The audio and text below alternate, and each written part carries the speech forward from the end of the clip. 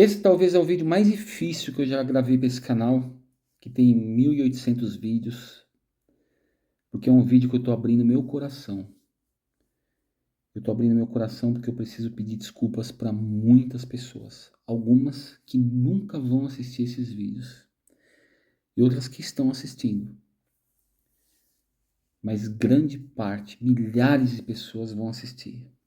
Eu devo me pedir de desculpas. Alguma delas há mais de 20 anos, 30 anos, e outras bem atuais há poucos dias. Sim, eu fui preconceituoso. Continuo sendo e confesso que serei. Mas eu vou mudar a cada dia. Cada vez que eu perceber que serei preconceituoso, eu deixarei de ser e me tornarei cada dia uma pessoa melhor. E antes que vocês tomem alguma atitude contra mim e tentem colocar na internet alguma coisa fora de contexto, eu peço que vocês assistam esse vídeo até o fim. Porque muitos de vocês podem estar no mesmo erro que eu. E vocês vão se identificar com esse vídeo. E antes de eu contar onde eu errei, eu quero dizer algumas coisas, mas eu vou contar tudo onde eu errei. Mas fiquem até o final do vídeo, porque no meio do vídeo, perto do final, eu vou soltar onde eu fui errando. E foi grave, gente. Foi grave, foi feio, feio, muito feio. Primeiro eu quero dizer para vocês que, como vocês todos sabem, existem 3 tipos de preconceito. E eu errei num deles. Existe o preconceito direto, que é aquele que as pessoas têm, falam na cara. Eu não gosto disso em você. Que encontra-se, por exemplo, nas pessoas o preconceito racial, o preconceito contra a orientação sexual de alguém. Esse não foi o meu caso. Existe o preconceito velado. O velado é aquele que passa na sua cabeça e você não fala, mas você vê a pessoa. E você imagina coisas. Você vê a pessoa passando, você vê um morador de rua numa condição financeira desfavorável e você mantém aquele pensamento em relação a ela. Ou até de uma forma invertida. Você vê a pessoa naquela condição e fala, tadinho dele. Só que ao mesmo tempo que você fala assim, sente pena, a pena no fundo, mas bem no fundo, pensa comigo, gente. A pena, a pena, ela acaba sendo uma forma de preconceito. Porque no fundo a pena, a dó, é uma maneira, quase que no fundo, de dizer ainda bem que não sou eu. Porque você olha para a pessoa, que pena, e você está no fundo querendo dizer ainda bem que não sou eu. Porque a partir do momento que você sente pena de alguém e não faz nada, você está apenas sentindo dó de uma pessoa e está colaborando para que ela continue naquela situação. Então você deveria, na verdade, não sentir dó, sentir raiva. Raiva da pessoa estar naquela situação. Raiva de ter um morador de rua. Que raiva que eu tenho dele estar ali. Que raiva. Eu queria que ele fosse outra pessoa. Eu queria que ele estivesse melhor.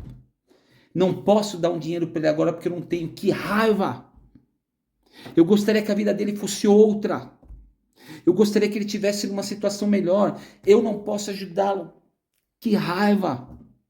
Eu gostaria de ter uma condição melhor para ajudá-lo. Você não precisa comemorar desse jeito, com esse transformar essa situação. Pelo menos tem um outro tipo de pensamento.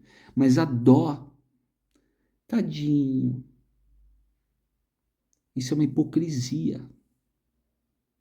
Mas muitos que vão assistir aqui vão discordar. Mas eu não sou hipócrita, claro.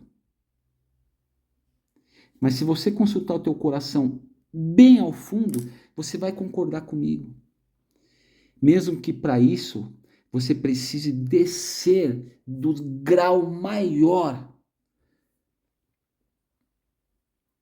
do seu orgulho.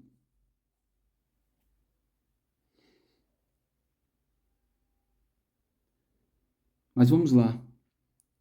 O preconceito começa, e voltando, estava falando do preconceito velado, e existe o preconceito sem querer. Que esse é o que muita gente comete. Muita gente comete. E eu vou falar para vocês qual dos três eu cometi. E muitas vezes, gente, o preconceito sem querer machuca muito o coração. Destrói famílias. E, gente, eu machuquei corações. Eu destruí pessoas. Eu quebrei pessoas no meio. Por causa do preconceito. Quando vocês souberem o que eu causei, eu estou assumindo. Mas não foi por maldade. Mas eu estou reconhecendo que eu errei. Para algumas pessoas eu pedi desculpa, para outras eu não consegui. Eu não consegui mais encontrar. Porque, gente, quando você comete um erro, às vezes na presença de muitas pessoas, milhares de pessoas estão te assistindo. E você desliga. Quando você volta para se desculpar, não tem mais milhares de pessoas. Pode ter outras milhares, mas não são as mesmas. E o que você fez está no ar. Quando você machuca um coração de uma pessoa, às vezes frente a frente, uma palavra lançada, dependendo do coração daquela pessoa, nunca mais você conserta. E eu cometi esses erros. Ah, mas há muitos anos atrás? Não. Uma semana passada, outra ontem. Ontem. Eu fui preconceituoso ontem. Que dia é hoje? Dia das Mães. Ontem eu fui preconceituoso.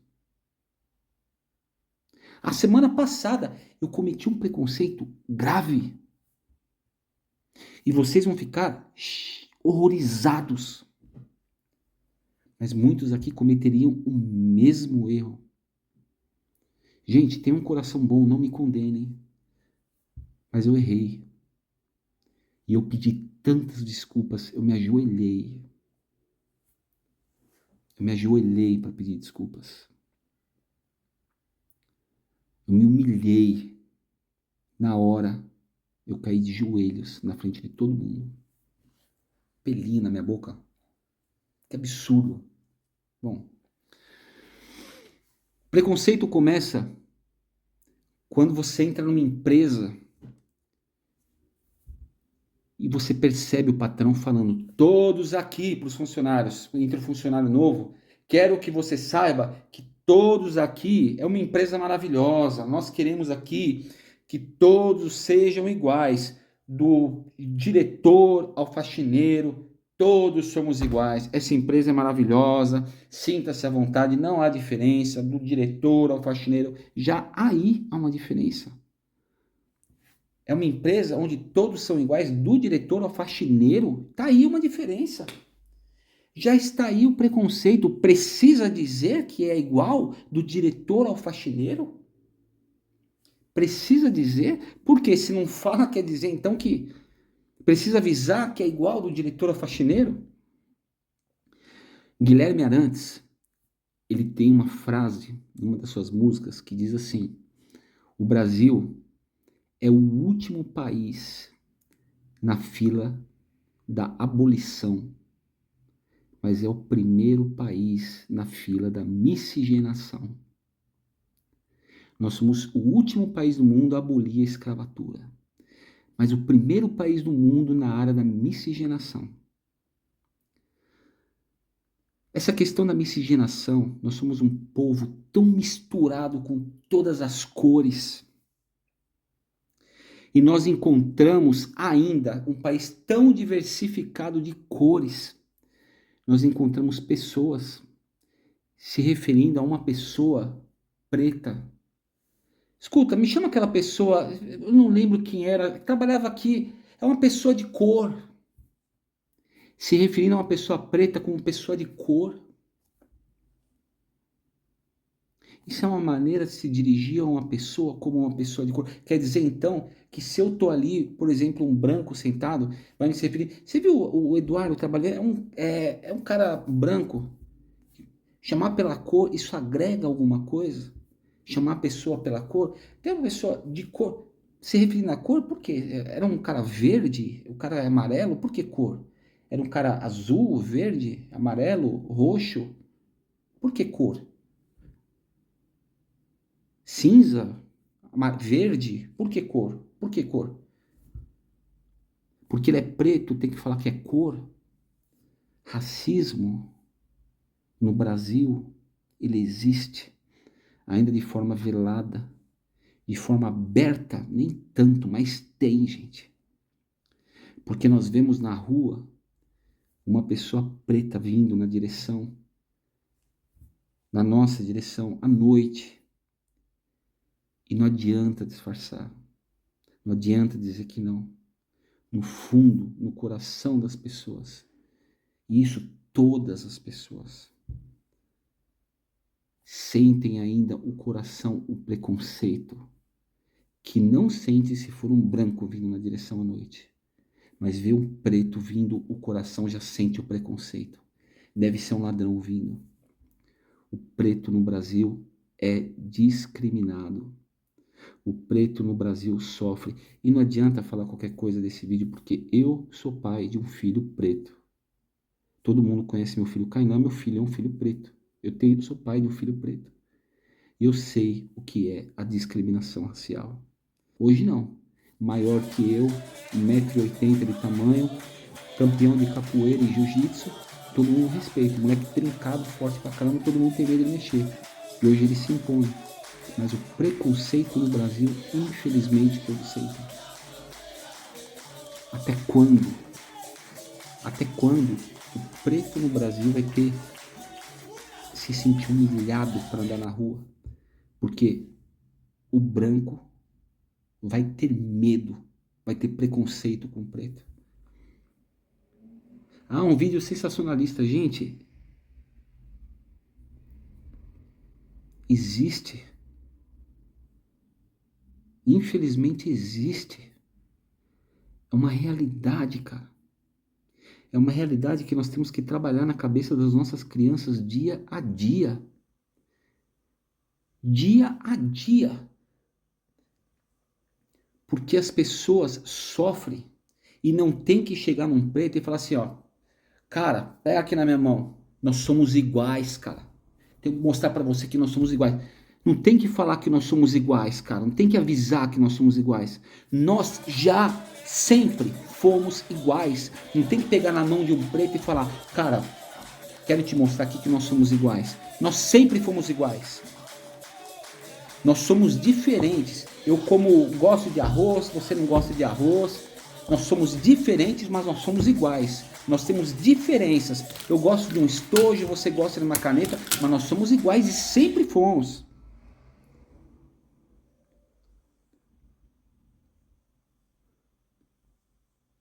Dói, gente. Dói ver que ainda existe o preconceito velado e o preconceito direto contra as pessoas de cor. Como que essa questão do preconceito acontece? A abolição da escravatura ocorreu em 1888. Só que no Ceará, ela ocorreu um pouco antes, em 1863, juntamente com Pelotas, no Rio Grande do Sul. Pouco antes da abolição, em 1888, ocorreu no Ceará e em Pelotas em 1863, cerca de 20 anos antes. E Pelotas, no Rio Grande do Sul, por ter feito a abolição da escravatura ali, começar a tirar os pretos da escravidão, antes, ser um estado que começou, Rio Grande do Sul, começou a falar, aqui não, e Pelotas começou a tomar frente e falar, aqui não, escravidão aqui não, Pelotas ganhou a triste fama de ter o local onde os homens tiveram a sua sexualidade questionada. Porque todo o Brasil começou a apontar o dedo para Pelotas e falar, vocês não são machos, vocês estão com medo dos pretos. E foi aí que Pelotas ganhou o apelido de ser uma cidade onde tem a masculinidade questionada. Porque acabou, mas foi o país, o local que teve a coragem, o primeiro de chegar e falar assim, antes da abolição, chegou de 1888, em 1863 falou, eu vou acabar com a escravidão aqui. Só que o país, ao invés de bater palmas, todo mundo apontou o dedo e falou assim, vocês tiveram medo dos pretos. Então, tirando a escravidão aí, estão com medo. Ó, ih, tudo frouxo. Começaram a chamar os homens lá de frouxo. E até hoje, segue as piadinhas com os homens lá. Mas foram pessoas de garra, pessoas de força. Orientação sexual, gente. As pessoas comentam com as pessoas, filho, te aceito do jeito que você é. Te aceito do jeito que você é? Porque tá faltando um braço, tá faltando alguma coisa pela orientação sexual? Porque tá vindo com algum defeito, tem que aceitar do jeito que é, não é mais filho?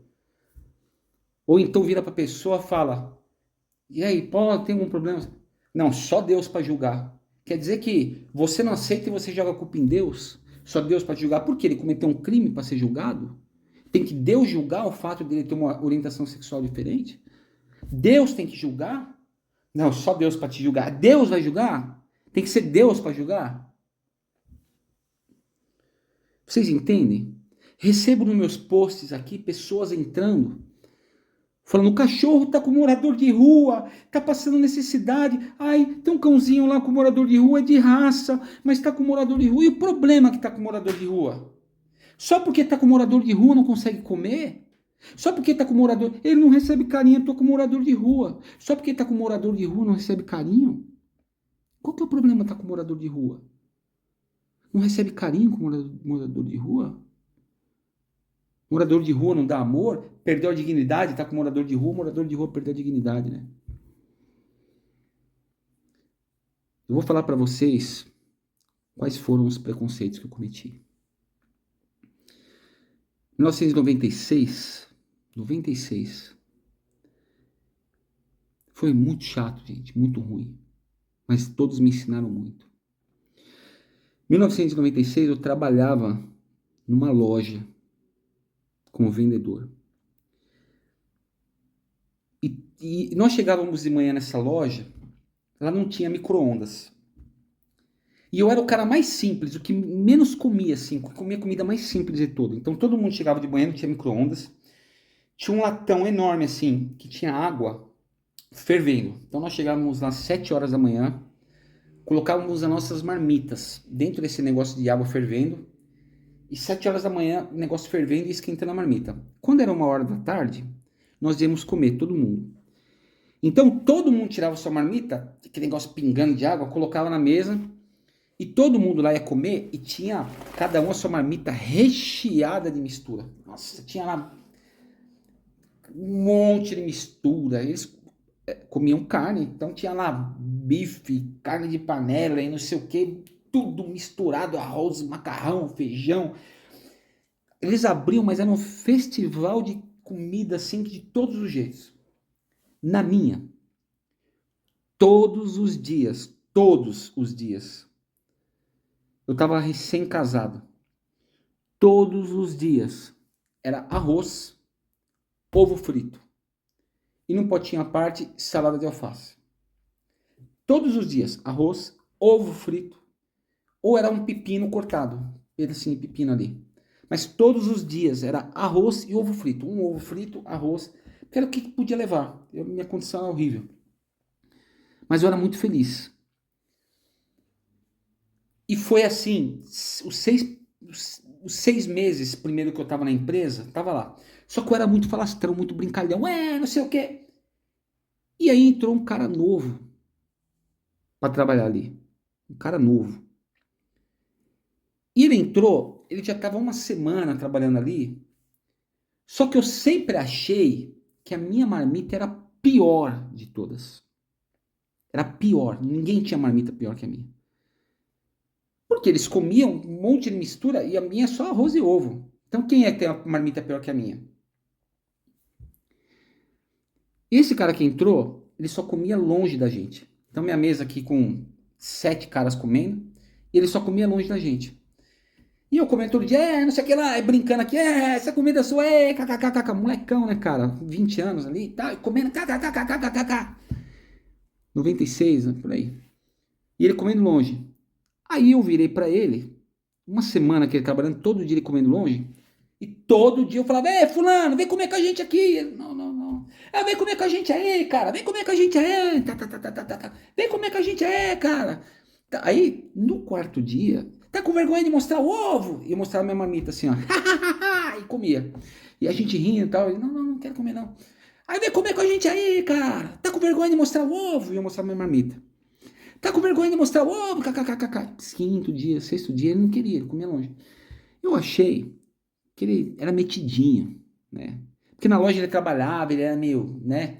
Metidinho a querer vender mais que todo mundo, mas na hora de almoçar ele era meio caidinho. E aí, ele meio estudadinho, um cara que gostava de estudar, levava livro ali para o trabalho e tal, meio metidinho a estudar. E eu ficava meio assim, bom, o cara metido a mala, não quer comer com a gente, eu queria trair ele pra gente, né? Trazer ele pra nós, queria incluir ele, né? O cara tá afastado, queria incluir ele.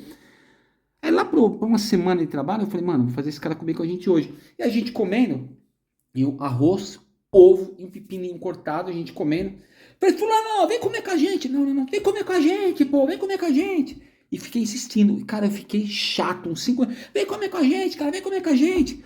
Não, não, não, não, não quero brigar.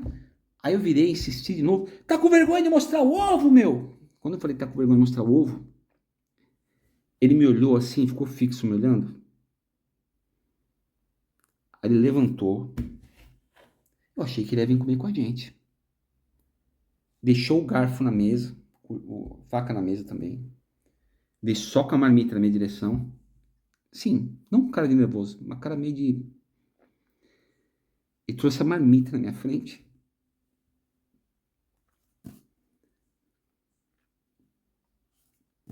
Virou pra mim e falou assim... Isso me machuca até hoje, cara. Ele falou assim... Mostrou pra mim e falou assim, ó... Só arroz. Se eu tivesse ovo, tava bom. Aí ele voltou pro lugar dele, cara.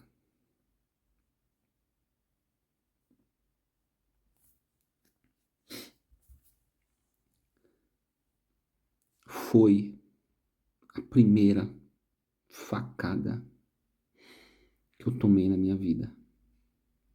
Me machucou muito. Eu aprendi com essa lição a nunca mais falar da comida de ninguém. É remédio? Não. E isso me machucou muito. Só um segundinho. E isso me machucou demais. Segunda, gente. Segunda ocorreu ontem. Todas ocorreram em dias trocados, mas o segundo caso que eu vou contar aqui ocorreu ontem. Foi sem querer. Eu fui... A Grazi foi num salão e eu fui com os meus amigos, com os meus filhos, aguardar do outro lado da rua. E ela falou, muito rapidinho, vai pedindo um pastel lá que eu já vou lá. E eu fui com os meus filhos.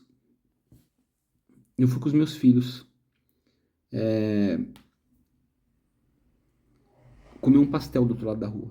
Era uma loja, uma pastelaria bonita, não uma barraca de pastel, uma pastelaria bonita, bem conhecida, grande, bem bonita assim, né? Lugar bem funcional, com aqueles números de senha, mesas, tudo organizado. Bonito, negócio bem chiquinho, cara. E na hora que eu entrei, eu vi uns atendentes passando pra lá e pra cá, com os tablets na mão, né? Passando, sentando e tal. E eu fui, só que eu sou meio desligado. Aí eu fui procurar mesa e não estava encontrando mesa para mim, nem para os meus filhos. Aí avagou uma mesa. Aí eu fui para a mesa estava toda suja, com coisas de sujeira. Aí eu fui procurar uma pessoa desocupada para tentar ver se podia limpar para mim. E eu não gosto de pedir porque eu fico desconcertado. Aí não tinha ninguém desocupado. Eles estavam passando com os tablets na mão. Aí eu fui no balcão e eu vi um pano. Um pano. E aí fui passar peguei um pano na mão e fui tentar passar, só que tava meio grudento. Aí eu falei, puta, o pano não vai resolver. Aí eu precisava de um álcool, alguma coisa, né? Aí devolvi o pano no balcão e voltei. Aí Veio uma menina com o celular na mão assim, andando rápido assim, com um jeito meio tipo, andando entre as mesas. E eu virei para ela, na maior inocência do mundo, porque ela tava com o cabelinho preso para trás, com a aparência de todo mundo andando para lá e para cá. Falei, por gentileza, você pode pedir para alguém dar uma limpadinha para mim ali, por favor? Ela virou para mim e falou assim, mas eu não trabalho aqui.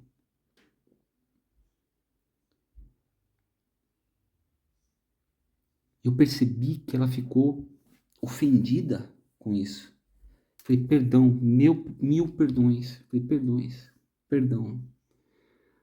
Por um lado, gente, eu fiquei chateado por duas coisas. Por mim e por ela. Por mim, por ter cometido um erro de não ter perguntado antes, você trabalha aqui? E depois ter feito a pergunta, caso ela dissesse sim. Por outro lado, eu fiquei chateado também por ela ter tido uma atitude como se fosse algo desprezível trabalhar ali, como se fosse algo, sabe, desprezível para ela. Não, não trabalha aqui, sabe, uma coisa, ai, que já aconteceu comigo de alguém perguntar se eu trabalhava no local. Eu, não, meu amigo, eu não trabalho, mas peraí, deixa eu chamar alguém para você aqui. E eu tomar uma atitude diferente. Então eu fiquei chateado com a postura dela, mas eu causei aquilo. Se eu não tivesse causado aquilo, ela não teria ficado chateada. Então eu pedi milhões de desculpas. Mas eu fui preconceituoso com o meu amigo do arroz, da marmita. Fui preconceituoso com ela também sem querer, porque eu devia ter perguntado antes. Por que eu perguntei se ela trabalhava lá? Por que eu não perguntei antes se ela trabalhava lá? Essa aqui que eu vou falar agora aconteceu semana passada. Essa aqui me machucou muito, gente. Essa aqui foi a que mais doeu em mim. E foi um erro que eu cometi, eu não queria cometer, mas eu cometi. E me machucou demais. Eu estava indo com a Grazi num compromisso em Pinheiros. E estávamos numa calçada à noite, por volta de umas 10 horas da noite, passando numa calçada. E tinha uma mulher na guia, numa cadeira de rodas, na guia, com a cadeira de rodas assim, na guia, com as pernas cortadas na altura do joelho, sem as pernas na altura do joelho, numa cadeira de roda, com a cadeira de roda assim na guia, e ela estendeu a mão para mim e falou: Ô, moço, por favor, uma ajuda. Aí, não ajuda, não ajuda. Sabe, e ela na guia assim, ó, não ajuda, vai, não ajuda. Eu olhei para ela e falei assim, poxa, mas eu não tenho aqui. E não tinha comigo nada. Não, mas uma ajuda. Eu quero uma ajuda, vai, dá uma ajuda. Aí eu virei para ela assim, eu tava meio longe, uns 3 metros. Falei, puta, mas eu não tenho nada aqui. Não, mas uma ajuda, vai, dá uma ajuda. Aí eu virei assim, mas só uma ajuda. Aí enfiei a mão no bolso, falei, não tem nada. Eu falei, Grazi, você tem alguma coisa aí? Aí a gente tava meio apressado, a Grazi colocou a mão na carteira e tirou R$ 2. Eu peguei e fui dar R$ 2 para ela. Quando eu cheguei na mão dela para dar o dinheiro, ela falou assim: não, moço, eu não quero dinheiro, eu quero uma ajuda para subir na guia, porque minha cadeira de roda tá com a roda quebrada.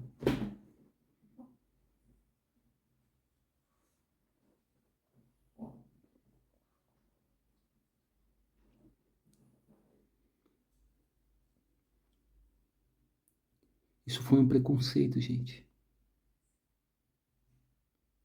Agora eu te pergunto: eu quis cometer esse preconceito? Eu não quis cometer esse preconceito, mas eu cometi. Porque eu não perguntei para ela antes que tipo de ajuda você quer. Mas eu olhei ela numa cadeira de rodas, sem as pernas, e na hora na minha cabeça foi: ela quer dinheiro. À noite ali, em frente a uma drogaria, como é comum acontecer, tá pedindo dinheiro. E eu perguntei para ela: oh, tá aqui R$ 2. Ela: não quero dinheiro. Eu quero subir na calçada. Eu me ajoelhei. Eu me ajoelhei implorando perdão para ela. E ela me abraçou, ela falou, não, fica tranquilo, meu filho, isso acontece muito comigo.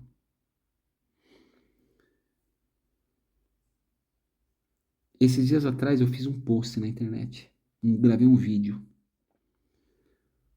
Um vídeo para atacar algumas pessoas. Entre elas, algumas pessoas que eu não falo há muitos anos, dezenas de anos, mas que me seguem com perfis fakes na internet. E eu fiz um post na internet atacando algumas pessoas. Eu acabei machucando o coração de outras, que também são familiares e também são amigos. E calhou que eu machuquei também sem querer. Como eu machuquei essas outras pessoas sendo preconceituoso, sem querer. Então, eu estou tentando a cada dia ser uma pessoa melhor. Mas eu acredito que para você ser uma pessoa melhor, você tem que assumir os seus erros. E eu estou aqui para assumir todos os meus. E para mostrar para vocês que nós erramos todos os dias, mesmo sem querer. Sem querer, a gente fala da comida do nosso melhor amigo. Sem querer, a gente pergunta para um atendente, para uma pessoa se ela é atendente de um local. E ela não é. Sem querer, a gente dá dinheiro para uma pessoa que não está pedindo dinheiro, ela é apenas uma pessoa cadeirante pedindo a nossa ajuda. E sem querer nós fazemos posts para alguém e acertamos outras centenas e centenas de pessoas que nós amamos. Então estou aqui para pedir perdão pelos meus erros, a vocês que eu machuquei, a vocês que eu machuquei e nunca mais vou ver. Só para que vocês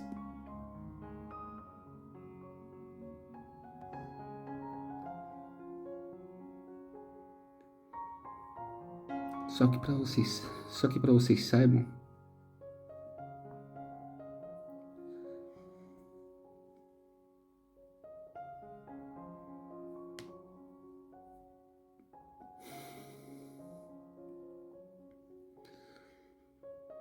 não dá.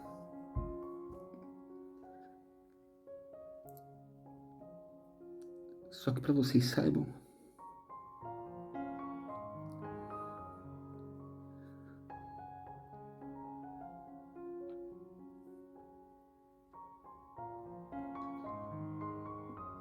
eu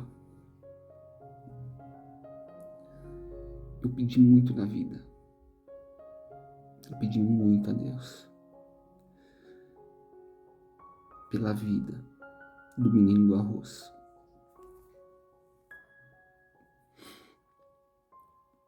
E eu perdi o contato com ele muitos anos.